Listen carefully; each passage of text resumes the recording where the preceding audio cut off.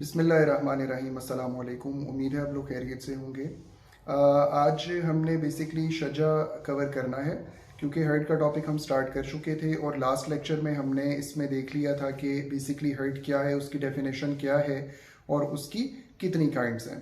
तो बेसिकली ये to fold lecture होगा इंशाल्लाह ताला। पहले मैं थोड़ा सा डिस्क्राइब कर दूंगा, डेफिनेशंस पढ़ दूंगा आपके सामने ताकि कॉन्सेप्ट क्लियर हो जाए, और दूसरी तरफ ये कि एक पिक्टोरियल रिप्रेजेंटेशन है ताकि हम बेहतर तरीके से उसको समझ सकें। स्टार्ट करने से पहले मैं ये आपसे कहना चाहूँगा कि अगेन अपनी नोटबुक्स और अपनी पेंसिल्स अपने पास रखिए और कोशिश करें कि उसको एक टेबुलर फॉर्म के अंदर ले आएँ। यानी आप पेज के लेफ्ट पर एक लाइन लगा दीजिए और उसके अंदर आप जो काइंड्स ऑफ शजा होंगी वो लिख दीजिए, और उसके साथ जो कॉलम वाइज यानी कि लेफ्ट के ऊपर नाम आ जाएंगे, और बिल्कुल जो पेज का ऊपर वाला हिस्सा है वहाँ पर आप इसकी डिस्क्रिप्शन और उसके साथ वाले कॉलम में आप इसके ऑफेंसेस लिख सकते हैं। ये भी तरीका है। इसके अलावा अगर आप अपनी ईज के साथ जैसे भी नोट डाउन करना चाहें, वन बाय वन इसकी डिस्क्रिप्शन और इसकी जो पनिशमेंट है वो आप नोट डाउन कर सकते हैं। So first of all we will go by the definition of शजा, जो कि सेक्शन 337 में मेरे पास मौजूद है, और ये कहते हैं who ever causes on the head or face of any person. तो इस्लामिक लॉ के मुताबिक आपका सर, इसके अलावा पेशानी और चेहरा, यानी कि यहाँ से लेकर ये जो सारा पार्ट है, यहाँ पर अगर कोई भी चोट पहुँचती है, कोई हर्ट कॉज होता है, तो वो शजा के अंदर शामिल किया जाएगा। तो इसमें कहता है the head or face of any person any hurt which does not amount to इतलाफे उज़्व और इतलाफे सलाहियत उज़्व इज सेड टू कॉज शजा।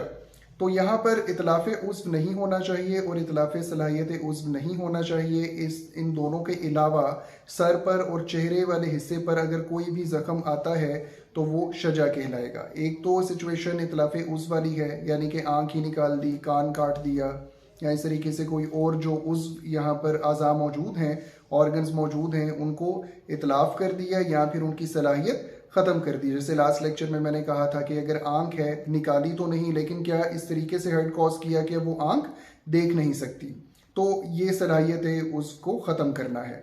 तो ये दोनों चीज़ें शजा के लिए ज़रूरी है कि मौजूद ना हो, ना तो इतलाफ़े उज़्व है और ना ही इतलाफ़े सलाहियत उज़्व है। अगर इस एक्सटेंट तक हर्ट कॉज नहीं होता, उसके अलावा कोई भी होगा सर पे और चेहरे पे, तो वो शजा कहलाएगा। आगे हम इसकी काइंड्स देख लेते हैं। शजा की बेसिकली 6 काइंड्स हैं। एक खफीफा, उसके बाद मौज़िया, उसके बाद हाशिमा, मुनक्किला, अमा और दामेगा। अब इनको 6 को याद करने के लिए एक बिल्कुल बचगाना सा तरीका मैं इस्तेमाल करता हूँ कि इनकी आप एब्रीविएशंस नोट करें तो वो बेसिकली बनेगी KMHMAD। तो इसको मैं कहता होता हूँ KM हमाद। चूँकि ये नाम भी है हमाद, अक्सर हम लोग देखते हैं, तो ये आपको इसी तरतीब में याद हो जाएगा। KM stands for kilometre. तो ये मेमोरी को या चीज़ें याद रखने के लिए एक बहुत अच्छा तरीका होता है कि आप इस किस्म की बिल्कुल अनयूजुअल चीज़ें लेकर आएँ। तो इंटरनेशनली ये टेक्निक चीज़ों को याद रखने के लिए यूज़ भी की जाती है। तो यहाँ पर आपको स्क्रीन पर नज़र आ भी रहा होगा। इसको बेसिकली हम कहेंगे KM हमाद, KMHMAD। K फॉर खफीफा, M फॉर मौज़िया, H फॉर हाशिमा, M फॉर मुनक्किला, A फॉर अमा एंड D फॉर दामेगा। तो इसको अब हम वन बाय वन देख लेते हैं। पिक्टोरियल रिप्रेजेंटेशन से क्लियर हो जाएगा मजीद। मैं सिर्फ यहाँ से डेफिनेशन पढ़ूंगा और साथ साथ मैं आपको पनिशमेंट्स बताता जाऊंगा ताकि आप इसको नोट डाउन कर लें। So first of all we have इसका जो सबसेक्शन 337 का सबसेक्शन 3 है, whoever causes शजा without exposing bone of the victim is said to cause शजा खफीफा। यानी कि चोट ऐसी आएगी जो कि फर्स्ट लेयर तक जाएगी, स्केल तक रहेगी और उसके अंदर बोन एक्सपोज नहीं होगी। विदाउट एक्सपोजिंग द बोन, तो ये क्या है, ये शजा खफीफा है। इसकी पनिशमेंट अब आप नोट कर लीजिए। ये बेसिकली दमान में आएगी। दमान जो कि कोर्ट डिसाइड करती है, मॉनेटरी कंपनसेशन जो कि फिक्स नहीं होती, और इसके अलावा 2 ईयर्स की इम्प्रिजनमेंट एज ताज़ीर हो सकती है। उसके बाद हम चलते हैं नेक्स्ट पार्ट के ऊपर, वो है शजाए मौज़िया। मौज़िया का मतलब में कहता है by exposing any bone of the victim without causing fracture is said to cause शजाए मौज़िया। यानी कि इसके अंदर पहली लेयर क्रॉस हो जाएगी स्कैल्प वाली, और वो जो दूसरी लेयर होती है बोन वाली, बोन तक ये जख्म पहुंच जाएगा और हड्डी नजर आना शुरू हो जाएगी, लेकिन हड्डी को फ्रैक्चर नहीं होगा। ये है शजाए मौज़िया। उसके बाद इसकी पनिशमेंट पर हम आ जाते हैं। This is the only kind of सजा के जहां पर किसास की पनिशमेंट दी गई है और पहले आप प्रिस्क्राइब्ड मेडिकल ऑफिसर होगा उससे कंसल्ट करेंगे, किसास की पनिशमेंट अवॉर्ड करेंगे। अगर ऐसा नहीं हो पाता keeping in view the principles of equity, तो फिर क्या होगा कि फिर ये सजा ताज़ीर की सूरत में चली जाएगी और ताज़ीर में 5 इयर्स की इम्प्रिजनमेंट हो सकती है और इसके अलावा अर्श की सजा इसके अंदर होगी जो कि दियत का 5% बनेगा।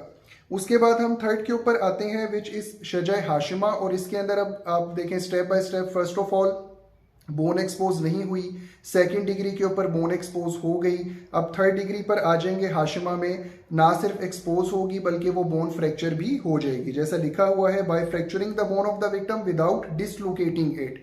अब यहां तक हम रहेंगे कि बोन फ्रैक्चर हो गई है, ठीक है।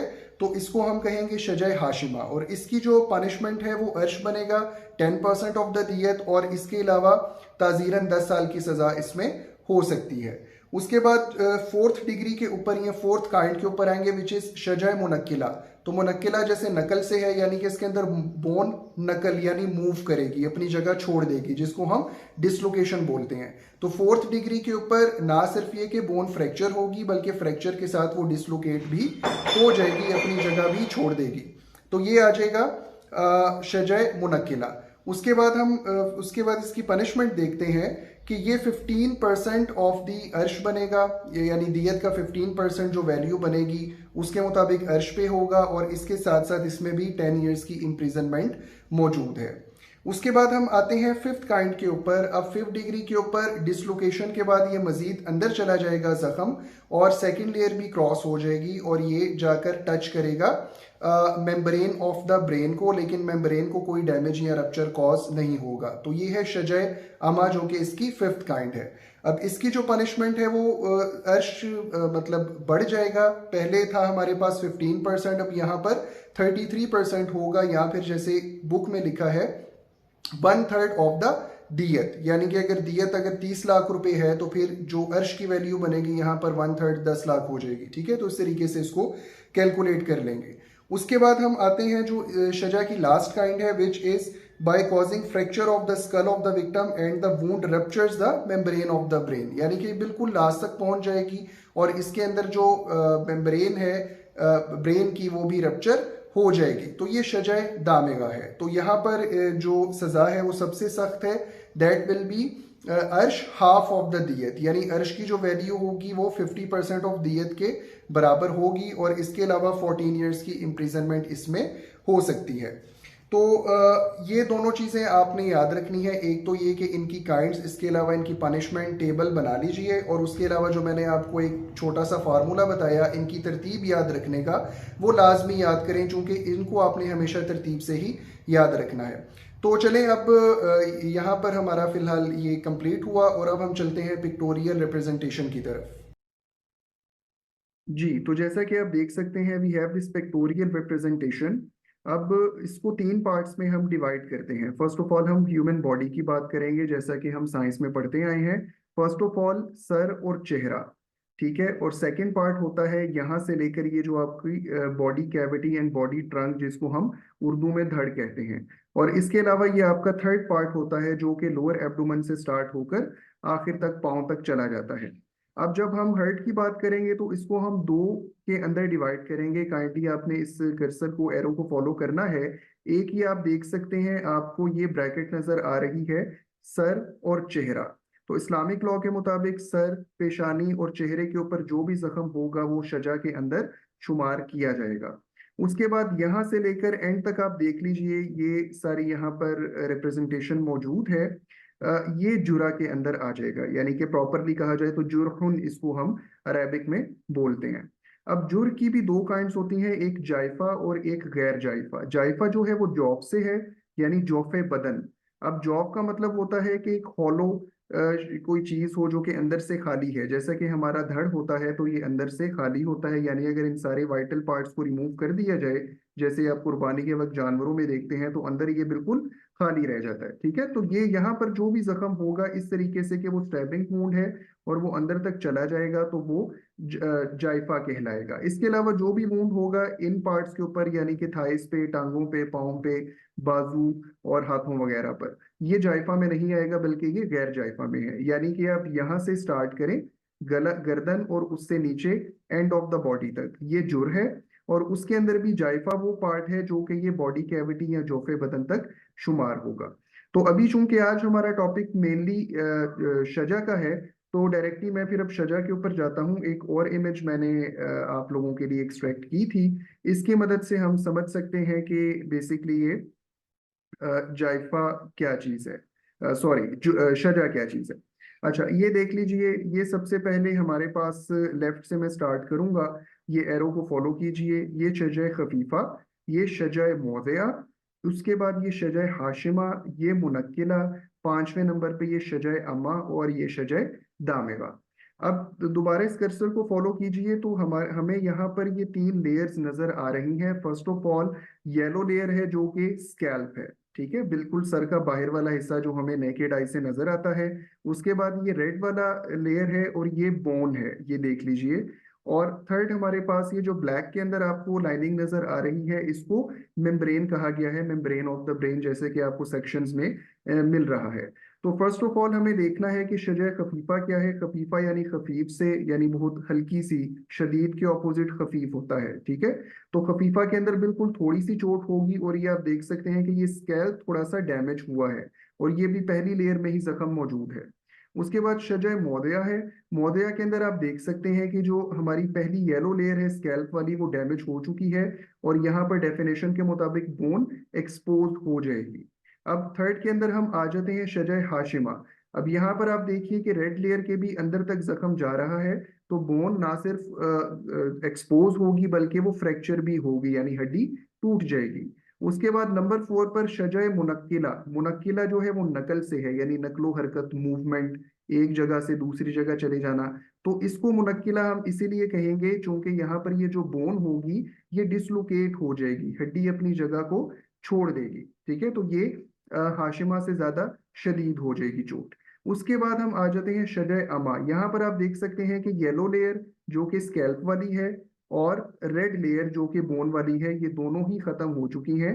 और यहाँ पर ये जो हर्ट है, चोट है, ये बिल्कुल मेम्ब्रेन को जाकर टच करेगा, ठीक है। और लास्ट में हमारे पास है शजा दामेगा, जो कि yellow layer, red layer and black layer, ये सब को क्रॉस करते हुए, यानी कि ये जो मेम्ब्रेन है ये भी रप्चर हो जाएगी, डैमेज हो जाएगी, और जख्म सीधा दिमाग को जाकर ब्रेन को टच करेगा।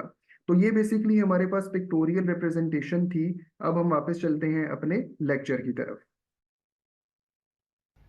जी, तो ये आपने ऑब्जर्व कर लिया पिक्टोरियल रिप्रेजेंटेशन में कि ये किस किस तरीके से चीज़ें ऑपरेट करती हैं। कुछ इसमें हमने हिस्सा जुर का भी देखा, जो कि अगला जो टॉपिक होगा हमारा वो जुर से रिलेटेड होगा, जो कि सेक्शन 337B से स्टार्ट हो रहा है। उसको भी आपने लाजमी मद्देनजर रखना है जो नेक्स्ट लेक्चर होगा। इसके अलावा आज हमने सेक्शन 337 पढ़ लिया, जिसके अंदर शजा की डेफिनेशन और उसकी काइंड्स मौजूद थी। उसका सब सेक्शन 2 के अंदर काइंड्स थी, और 337(3) के अंदर इनकी डेफिनेशन थी, काइंड्स की डेफिनेशन। उसके बाद 337A जो इसकी पनिशमेंट थी वो लिखी गई हैं। प्रैक्टिकली अक्सर आपने सुना होगा कि 337A लग गया है, ठीक है। 337A और इसके अलावा 337F, ज्यादातर लड़ाई झगड़ों के केसेस में यही सेक्शंस FIRs में आपको नजर आएंगे। तो इसके साथ ही फिलहाल के लिए मुझे इजाजत दीजिए, और नेक्स्ट लेक्चर तक स्टे ट्यून्ड। अपना बहुत सारा ख्याल रखें। अल्लाह हाफिज।